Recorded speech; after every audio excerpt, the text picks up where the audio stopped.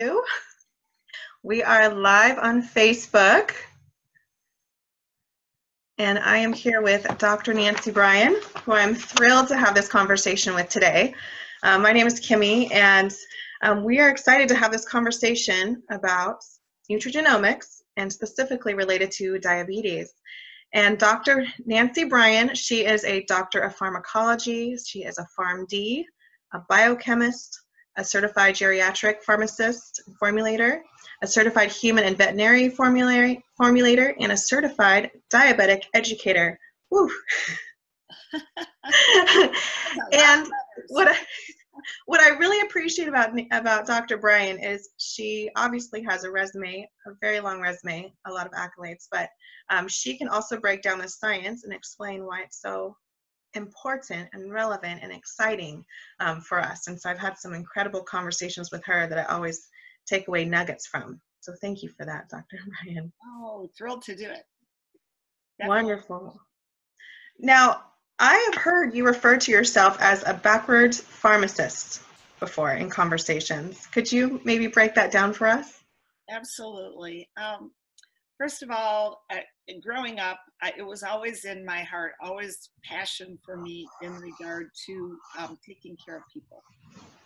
Just from the time I was really young. And I do believe that, you know, we each have our roles and we each have passions. And from an early age, that was just always something of interest to me. And so when I went into school, I actually thought from the beginning that I would become a physician and that would be my path. But there were some things that ended up happening that resulted in that being a different career path for me. I ended up going to pharmacy school. And when I had gone to pharmacy school, I already had my biochemistry background. And so going through pharmacy school, it didn't take me very long before I realized this, you know, while I understood and loved what they were teaching us, I could tell that this was sort of not moving where I was wanting to go. There were two things that were really impactful for me, though. And the first was that in pharmacy school back then, we had a great big greenhouse. And one of my favorite classes was called pharmacognosy, where we learned plants and their role that they could have in medicinal purposes. Unfortunately, I don't believe much of that is being taught in pharmacy school anymore. But that was a really big passion for me because I've always thought of the body from a cell perspective. And going into pharmacy school, that was how I thought of it. And I just didn't feel when I got out of school that that was really where I was headed. So the first thing that I did was look to go to something toward research. And I found myself ending up being one of the first women that a pharmaceutical company hired to go into sales. And that was because it was for Eli Lilly, and they really focused on diabetes. So I really found right away my passion was in dealing with diabetics, mainly because so many of the things that were going wrong with them. And that brought me to a point where I ended up realizing already right from the get-go that there were a lot of medications happening in these patients when I was thinking of those plants and the things that could be done. And so from the get-go, I was really intent on helping people not be on too many medications. And from that point forward, it's kind of been my career path of taking people off medications and helping them understand what things they could do. Some of them nutrients, some of them were spiritual, some of them were excellent foods and exercise, all of those things. And so I always referred to myself as a backward pharmacist from a perspective of seeking other things other than medications if possible, and being able to get rid of some of those down the road once we knew some other options. And so you also became, as part of that journey, you became a certified diabetic educator. Why did you choose to do that? It was really important to me. Most pharmacists do not choose to do that because they're busy counseling the patients on how to take the medications and those sort of things. For me, the certified diabetic educator went deeper. We went to a point where there were so many other things that we could do to help diabetics.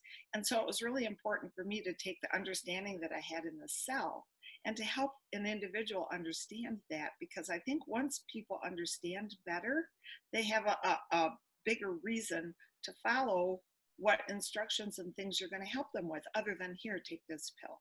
So to me, that was really important. I continue to keep my certified diabetic educator license secured, because more and more and more people today are diabetic or pre-diabetic. And I really feel that it's a huge problem that we have. So it's really important for me to be able to have that in my pocket as another tool. Dr. Bryan, I'm really sorry. We just got word that we're not on Facebook anymore. I'm going to hop over there and figure out what that is. I know we have a few people watching here, and let me figure out what happened there, and then I'm very sorry, we'll have to get started again, if you don't mind. That's all right. It all goes together. Yes. And you know, the thing that I find with technology is it's forever challenging.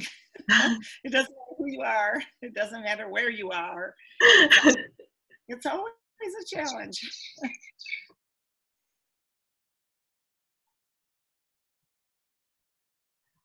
Okay, we're preparing that stream again.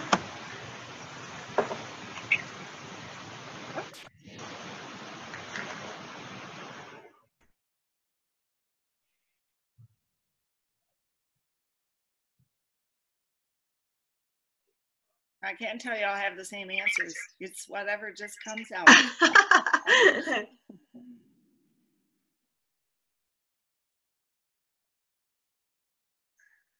I know there's a lot of people looking forward to hearing this. I'm hearing my sound is very low as well. So I'm not sure why my sound is low. I'll try to get my microphone on as high as it can go. It may just be my voice. I will try to speak up. And Ray, if you could let me know how that is, that'd be great. Thank you, Ray. And then I can edit out the beginning of this before we do the YouTube.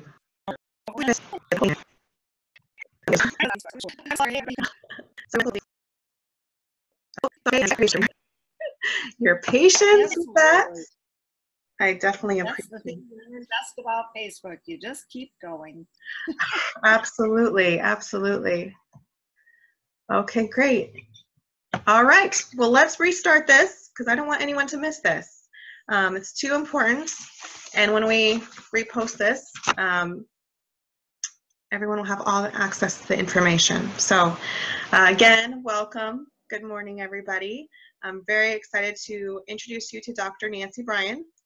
She is a doctor of pharmacology with a PharmD, a biochemist, a certified geriatric formulator, a certified human and veterinary formulator, and a certified diabetic educator. And one of the things I really appreciate about her is even with this long list and this huge resume, she can really break down the science, and her passion for letting people know what this is with her intense medical background. She is very, very passionate about letting people know about nutrigenomics, how this starts affecting our health, and why it's so important and why it's so ahead of medical world right now. We're just itching for more people to learn about this. So thank you for being here. Thank you for having me. It's awesome. Mm-hmm. Well, and I've heard you refer to yourself before as a backwards pharmacist. Could you explain why you use that term? Absolutely. So back to the beginning, when I went to school, I was always hoping I would end up being in the medical field. I was envisioning myself becoming a doctor, but due to some health issues and some other things that happened, I found myself after finishing my biochemistry degree in pharmacy school. While I was in pharmacy school, right away, I discovered that things weren't exactly what I was seeing myself doing. I didn't see myself counting pills by 5. I didn't see myself standing in a box.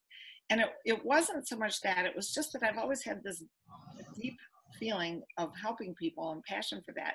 And so first thing first, I ended up right out of school going to work for a pharmaceutical company. I was one of the first females to be hired by a pharmaceutical company, Eli Lilly.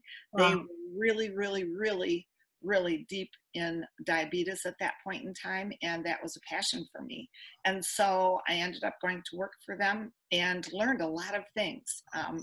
But the most important part was the fact that I started recognizing right away that all the medications that were being given out to these people, that there were so many other answers. We learned some of them in pharmacy school. Pharmacy school had a greenhouse. Our greenhouse was full of plants, and we learned about those plants and their medicinal uses.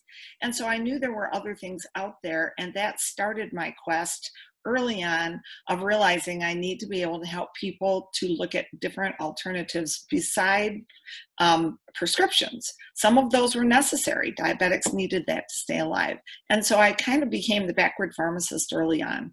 And then you decided to become a certified diabetic educator alongside that experience. Why was that? Absolutely.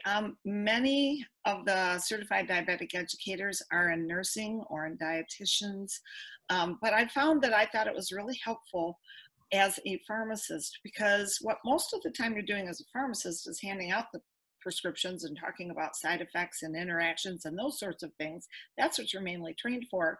For me, because I had such a passion for the cell health, for learning about biochemistry and all the chemical reactions going on in the body, I was much more interested in helping people understand those parts, and in so doing, be able to help them deeply understand what diabetes was going to be. As a certified diabetic educator, you get a lot more into depth of what's going on with them and how important foods and nutrients and all those kinds of things are. And so to this day, I still am a certified diabetic educator because I find that's really important to have as a tool to help people. And diabetes affects so many people. I know you were sharing some statistics with me last night about how prevalent it is, both diagnosed and undiagnosed, in all different types. It is. It's unfortunate, but as time has gone on, what I've seen from the point in time that I became a pharmacist and then on with my education, what I've watched is the massive amounts of numbers. And basically at this point in time, 70%, maybe greater, of our population is either pre-diabetic or diabetic. And so when you start talking about all the different health issues that are out there, many, many, many times it has to do with diabetes. More importantly, it has much more to do with the initial problems, which have to deal with our gut and then our cell health. And so could you explain this term of nutrigenomics? It's a very new term for most people. Absolutely. Why I'm so passionate about helping people understand what nutrigenomics is because up until now, many people thought, okay, well, this is my gene path. My grandparents had diabetes. My great-grandparents had diabetes. You know what? I'm just going to have diabetes. Right. Because we thought that in our genes, that was set, with maybe the exception of about 2 to 5% being able to change. Today, we know much different. Today, we now know that 2 to 5% is what's set, and what we can change is all the rest. And so what nutrigenomics has to do with is utilizing nutrients and seeing the proper gene expression happen in our body, and the ability for those nutrients to help change maybe not only from the perspective of not being as well to moving back toward wellness, but more importantly that I am so passionate about is understanding nutrigenomics so that maybe you never go there. Maybe that gene never does express. How did this whole field, how did it catch your attention?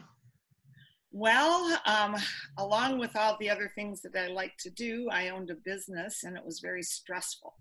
And in the process of all that, even though I was probably one of the healthiest people I knew, I always exercised, I ate well. I had a mother that really had all of those focuses early on when many others did not. So that was always something important to me. Somehow I still found myself in 2008 with breast cancer. And it turned out that I had a really naughty gene in my family that was one that expressed quite often with a lot of family members.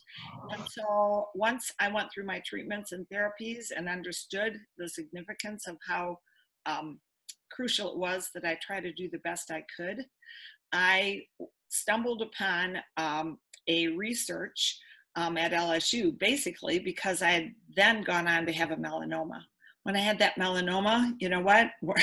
I'm going to be the first to admit, I'm as vain as the next person. Some of that skin cancer was showing up on my face, and I didn't want surgery. So a surfer, of all people, a really close friend of mine, surfer, who also had skin cancer, told me about this LSU study. And of course, I sort of rolled my eyes and was thinking, okay, what can this dude know about skin cancer that I don't already know, or that the research doesn't already know? Well, let me tell you what, thank God for him telling me. And I try to express that to people every day. Once they know this knowledge, please share it. Because you know what? I was getting things cut and burned off me every 3 months for 4 years. And when I saw this skin study about melanoma, it really caught my interest. And you know what? It went on to show in that study, not only that it was so helpful for the cancer with melanoma in these rodents, but it also was the gene expression that I actually had, my own personal gene expression, P53. And so while we always tell people, look, what we're talking about does not treat, mitigate, prevent, or cure, what we do know is that the body is capable of that. And so what that study demonstrated was something turning back on the good genes, turning off the bad genes, and actually seeing a difference in the rodents that were painted with toxins dying, or the rodents that received a specific product not dying, and actually having tremendous results. That just opened my eyes up to something that was very powerful. It also made me really mad, because I'm like, how do doctors know about this? And why don't doctors know about this? Well, science takes time. It really takes time. If you know anything about publishing studies, just first of all, just think about it. If we're trying to show, let's take, for instance, longevity, because I'd like to talk about that down a few minutes from now. But if we talk about longevity and what helps people stay alive, well, goodness sake, are we going to do a study that's 300 years long? That's going to be very difficult for people. So studies that have to take place in mammals and rodents first, that have a lot shorter lifespan, so we can learn about all of these studies, right? And as those studies happen, they take time themselves. It takes time to get them published. As they take time to be published, they have to be reviewed, scrutinized. And basically the bottom line is, science is typically 10 to 15 years, maybe 20 years behind things that we find. And so that's why we're just now in the last 2 to 3 years seeing such a bigger focus on nutrigenomics, because up until now, they had not seen something be able to do what we're talking about. And to have the peer-reviewed studies behind it that take years, as you mentioned. So that must have really caught your attention when you realized there was already a peer-reviewed study done with your gene mentioned. Yes, it was. It was really amazing for me. So as we're obviously going to focus on diabetes today, but you're a doctor of pharmacology, you're a pharmacist. NRF1, NRF2, we're going to talk more in depth about that, but who would you say should be taking this? I mean, if you could write a script for anybody to take this, who would take it? Like, oh my gosh, but here's the thing. When we start talking about this NRF2, remember I talked about my basis is that cell biology, that cell chemistry that goes on in our body. That was such a huge passion for me. It still is. What we know is that there are 4 basic things that really keep our body being able to be in homeostasis. That's what we want. Because what we are is one big balanced chemical equation. If you ever had chemistry in high school, that's what you were taught. Balance the equation, right? The problem is everything that we do, and it doesn't matter if it's pharmaceuticals or even if it's vitamin C or vitamin E or supplements, they all kind of push certain pathways and activate one way, but they don't have the ability to go in the opposite direction. And so sometimes we see side effects. Sometimes we see effects that are maybe not a side effects per se as a negative, but we see other things that happen because nothing is stagnant by itself. They're all connected. So the main thing that when you start taking a look at our nucleus, and we know there's a pathway called NRF2, that pathway is the master regulator. That's what that operates what's going to happen with our body, be it inflammatory processes, fibrolytic processes, and cytoprotection, protecting yourself from cancers, from all the things, from damages. Our body has that ability to take care of all those things. That NRF2 pathway is what runs that. So now that we know that that's important, we also need to know that the cell has to have the energy. That energy is what drives what a cell is supposed to do. If it's a nerve cell, to operate as a nerve cell, it has to have the energy to do that. If it's a muscle cell, it needs to operate, it has to have the energy. And so we know that mitochondria that take food and oxygen and make energy, ATP, that needs to be present. So we need to have the NRF2 activation so the cell expresses the gene and knows what to do. And we have to have the true power of the cell so that it can actually do the work. And that pathway is called the NRF1. So for me, I don't know anyone that shouldn't take this, because this is something that, you know what, we're talking about a product line, a product activators that can actually help turn on these pathways. And now that we know that there's I can't even talk today, nutrients that can do this, it's really important for people to know and understand that it's going to optimally help your body to operate the best it can be. And in some cases, we've had our genes hijacked negatively, so they're doing negative things, like in diabetes. In some cases, we know our family has that history. Let's stay well. Let's keep that NRF2 activation going so that maybe we don't see those bad genes be hijacked and be expressed. And that brings so much hope, because we don't have to wait for the genetic ball to drop, you know, and especially when you've seen other people in your family who have struggled with disease, passed on from disease, early age, to know that this affects every cell in the body, that affects every system in the body, every organ, every system. Every system. Oh. So how would this compare? Because people know about the term inflammation, and they know inflammation is bad, and so they say, well, I take an anti-inflammatory, so that's reducing inflammation in my body. How does that compare with what we're talking about? Well, the difference is really simple. We're talking about an outside source. You know, maybe we're talking about ibuprofen or an aspirin, or even in some cases, people think in regard to vitamin C, some nutrients. The inflammatory process is a symptom. It's something trying to tell us, hey, there's a problem here. We don't have a balance. There's some issues going on, and I want you to know about it, so I'm going to be inflamed. That is a symptom.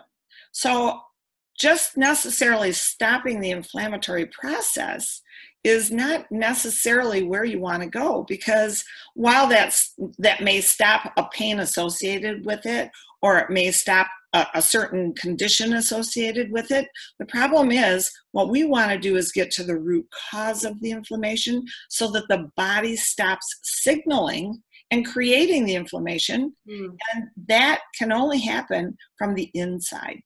An anti-inflammatory pill on the outside is simply stopping that symptom so that maybe you're not having discomfort, or maybe you're not having certain things happen, but it's not getting to the root cause. The root cause is what we need to have. We need to have that homeostasis in the body, and then the inflammatory markers and the inflammatory process stops happening.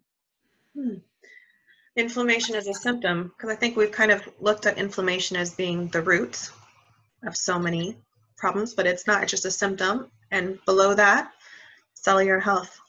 It is, and I, you know what, it's not science fault. It's just up until recently, we've not had any other way to address some of these problems. And when you don't have a way to address those problems, we can't have people uncomfortable. We can't have people not functioning. Those were things that were really necessary. I always tell people, look, I'm not against medications. What I am against is not trying to seek further a better total wellness solution. And that's kind of where we're going now. That's where science is heading. We're seeing this movement, this nutrigenomics is being taught now early into some of the medical schools. We're seeing it with functional medicine. We're seeing doctors paying attention to it.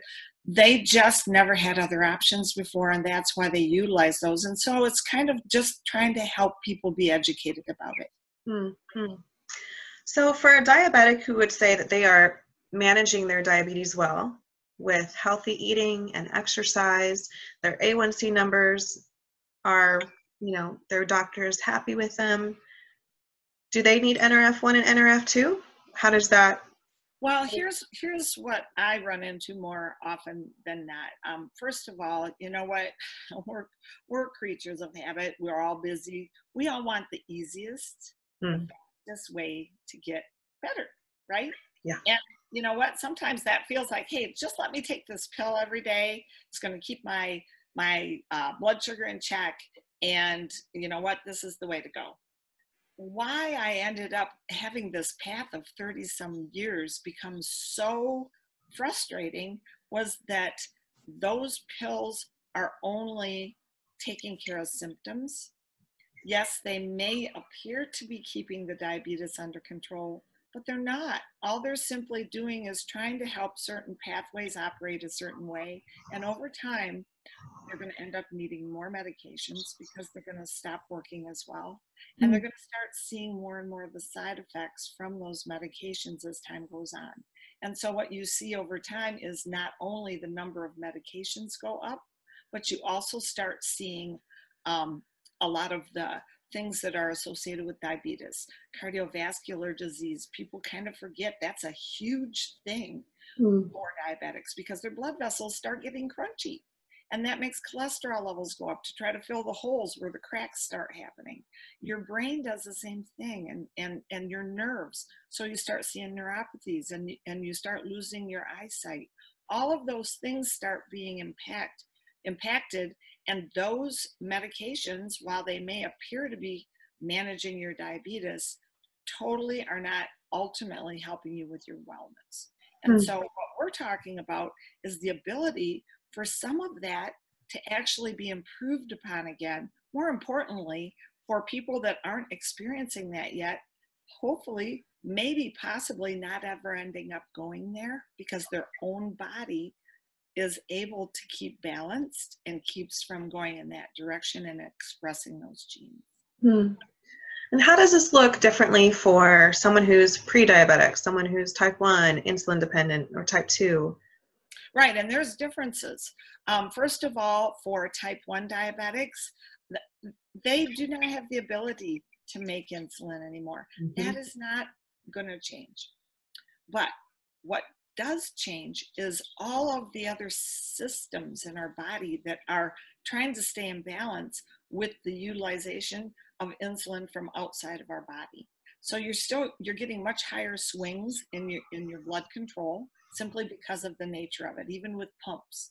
And so when you have NRF1 and NRF2 activation happening, you're going to ensure that systems, your liver, your brain, your blood vessels, all of those things are going to stay in a better place. Your body's keeping them well.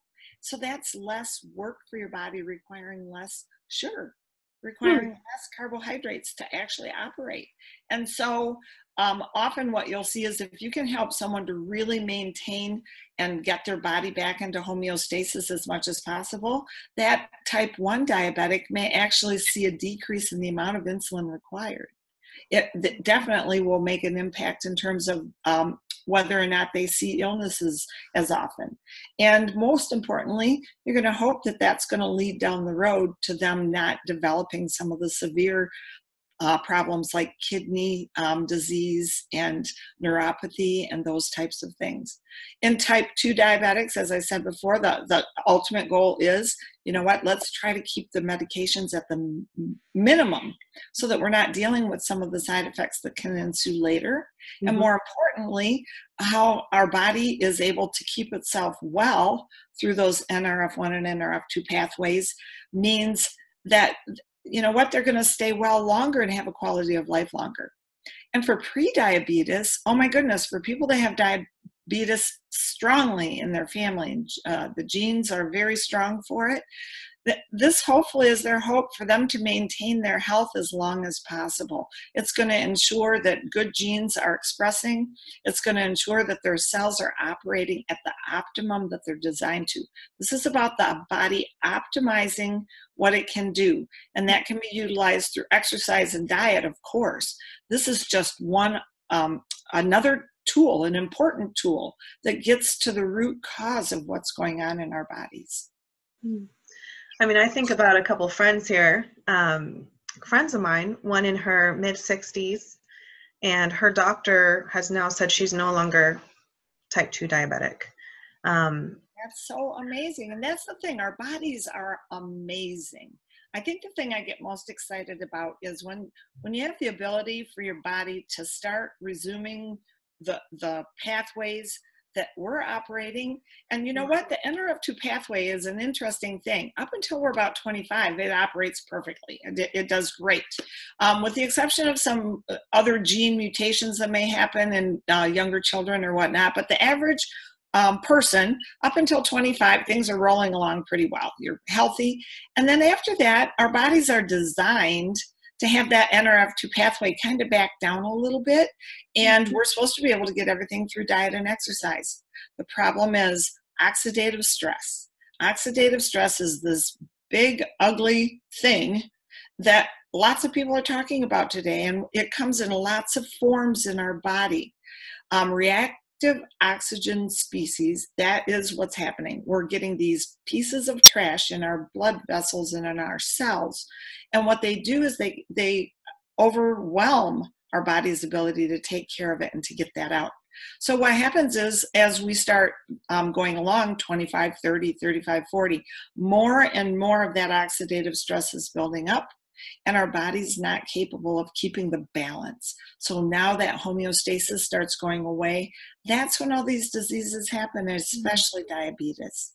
And so what we want to do is make sure that we're giving our body the optimum ability through decreasing oxidative stress. And there's things that are capable of doing that today. In fact, there's certain things that are capable of doing it unbelievably well. And in that case, you want to optimize that. You want to take what that is and be able to see the optimum that your body can have by managing this oxidative stress and then allowing your body to work optimally. And when we were talking about some pretty big topics such as cancer and diabetes, but when people reduce their oxidative stress, what does that look like day to day if they're already considerably healthy? Would they notice a difference? Well, some people may, some people may not. You know, It's just like when you have high blood pressure. Some people may feel certain things when they have high blood pressure. Some people don't feel anything. It's difficult to predict. But I can tell you that when your body's operating optimally, you have that sense of well-being. Your mind is clear. You're sleeping well. You cannot have an optimum health if you're not sleeping. That's when you repair. So if you're not sleeping at all, there's no possibility that you can be seeing your optimum health, no matter how much you exercise or eat right. You need to be able to have that sleep factor in there. You need to be able to have the ability for your brain to think and to have the chemical connections that can happen. That goes to say the same with your muscles. And so how you operate on a daily basis with your energy levels and how you're actually just feeling, kind of the resting state. I'll put it that way, our normal resting state.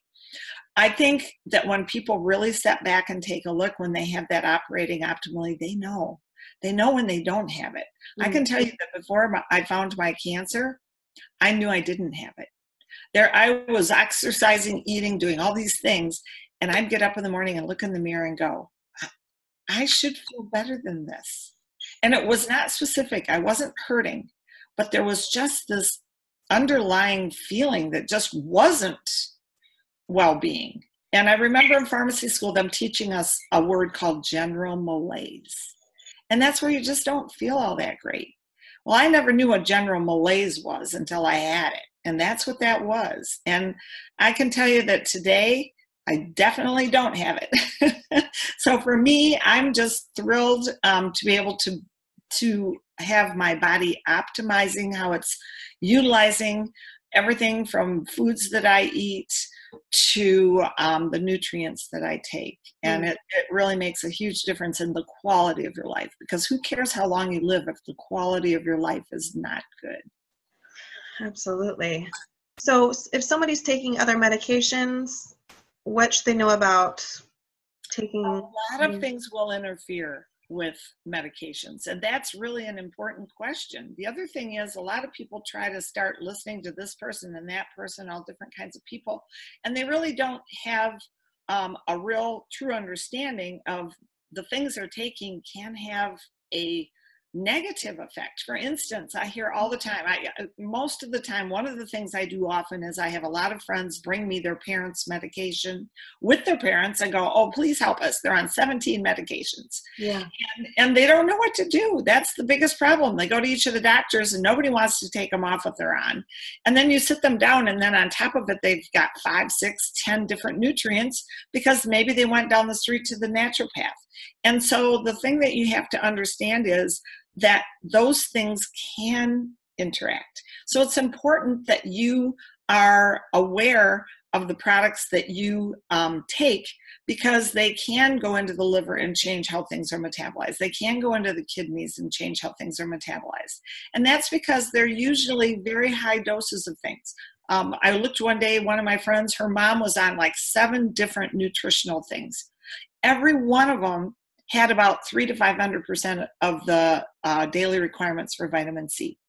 She was on such massive doses of vitamin C, and she had no idea, because all those bottles added up. And she was wondering why she was feeling bad. She was adding so much more trash to her system, she couldn't even keep up. So you want to be able to take something, and that's one of the things that I love about talking about nutrigenomics. We do know that there are some products out there, and I do know for a fact that they do not interfere with medications because they're subtherapeutic doses. They're tiny amounts blended together to have an optimum huge effect, a huge synergy of effects. So you get the optimum with the effect of it, helping your body to optimize itself, but you don't get the side effects because it's those tiny little parts. That's the important thing to know. And so I would encourage people, if they're watching this, if they would like to know more information with regard to those types of things, that would be really helpful to get with the person that invited you, because there are some products out there that do not interfere, that can really optimize that NRF2 activation, optimize your mitochondrial health, and help your body have that homeostasis that it really wants to get back to the root of wellness. Thank you. Thank you, Dr. Bryan. Is there anything else that you want to add or that we missed that's relevant for this? I just urge people to really, you know what, look into and be aware of things that are out there. But don't be afraid to believe that there are things out there that matter and can make a difference. That's where I've come to over the last 30 years. There was a point in time when I talked to people about probiotics after being in Brussels and being in Europe for a while. And I came back here and no one knew what a probiotic was. Now we have such incredible information. Kimmy, you and I know of one that works incredibly well, and I utilize it all the time because our gut health is the beginning of getting that homeostasis we talk about. But I urge people, you know what, take a couple of minutes. You don't have to take a lifetime. You don't have to become a pharmacologist. You don't have to formulate. All you need to do is get with a few people that can help show you some of that information. And then, you know what, see if that's something that's going to make a difference for you. I heard someone recently say, don't trust your health to Google. Know how to do good research. Please go to pubmed.gov. Take a look. Look at NRF2 activation and diabetes. Look at NRF1 and diabetes at pubmed.gov. There's lots of studies out there now. Most importantly, I'm so thrilled there's more studies out there now because of a certain couple of products that we're familiar with that kind of kicked all that off. And now we're starting to see massive research in this area, and it's exciting. Time is changing in terms of how we're going to be looking at our health and wellness. And so definitely do not Google, because Google, you know what, anybody can put anything out there. And the majority of the time when you're clicking on it, you have to keep in mind that they're probably making money from that. So the big thing is go to where doctors and scientists go to try to find out the truth, to try to find out what peer doctors and researchers are saying, where it's been reviewed and where you can really take a look at ingredients and see what's happening. Well, thank you. This has been wonderful, and I'm excited to watch it back because so many good nuggets, and I know there are so many people who are watching this. Diabetes is so prevalent, and so I'm excited for how this is going to educate so many more people. So thank you for your time, Dr. Bryan. And you're so welcome. You know, the biggest thing, you know what, that we just want to express to people is that there's hope. Yeah. Don't give up. Don't give up. There's hope. There's things out there that really can make a difference. And I'm so blessed because I get to see them every day, and it's really encouraging. I'm more encouraged today for diabetes than I was 30 years ago, which is awesome. That is amazing. And a great, great note to end on, that there is hope. So, well, thank you very much. And we'll sign off here. Thank you so much for having me. I just so appreciate it. Oh, absolutely. My pleasure. My pleasure. Thank you. Bye-bye, everybody.